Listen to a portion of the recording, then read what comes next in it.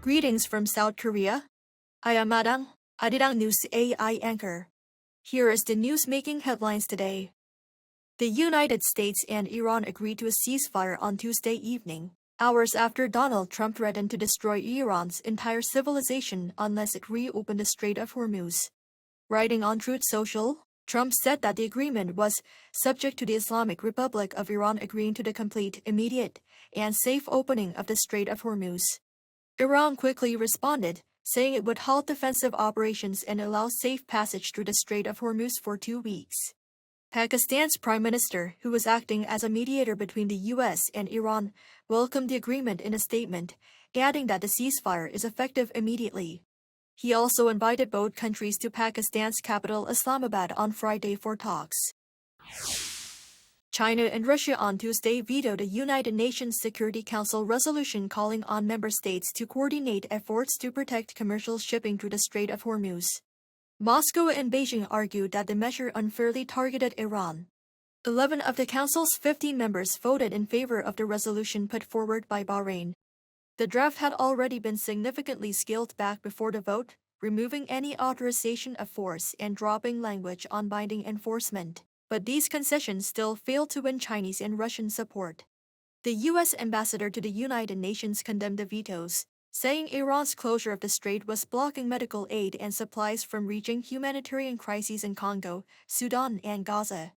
Russia and China said they were preparing an alternative resolution on Middle East maritime security. Iran's UN ambassador praised the vetoes, calling them a barrier against what he called the misuse of the Security Council to legitimize aggression. Seoul is introducing new parking restrictions as part of emergency energy-saving measures. Starting Wednesday, the city begins its 5-day rotational parking system across more than half of its public parking lots. Under the rule, drivers can only park on designated days based on the last digit of their license plate.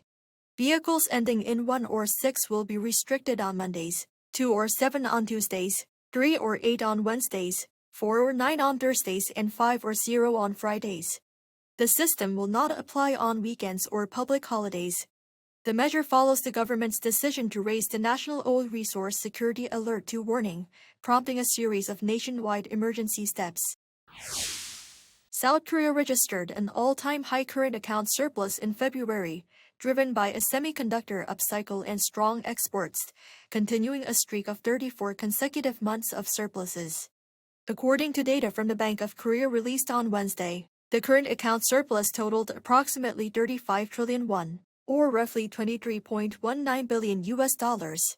This is a sharp increase from $13.26 billion in January, surpassing the previous record of $18.7 billion set in December of last year. For February, the goods account recorded a $23.36 billion surplus, as exports increased by 29.9% compared to 1 year earlier, to $70.37 billion, and imports increased by 4% to $47 billion on year. The Artemis II crew began their journey back to Earth on Tuesday after setting a new human space flight distance record during their journey around the far side of the moon. In a first for any crewed space mission to the moon, Artemis II made direct radio contact with crew members aboard the International Space Station. Artemis II's crew are targeting a splashdown off the coast of San Diego on Friday, wrapping up a nearly 10-day test flight that will set the stage for Artemis III next year and a crewed lunar landing attempt with Artemis IV in 2028. That is all from me today. Thank you for watching.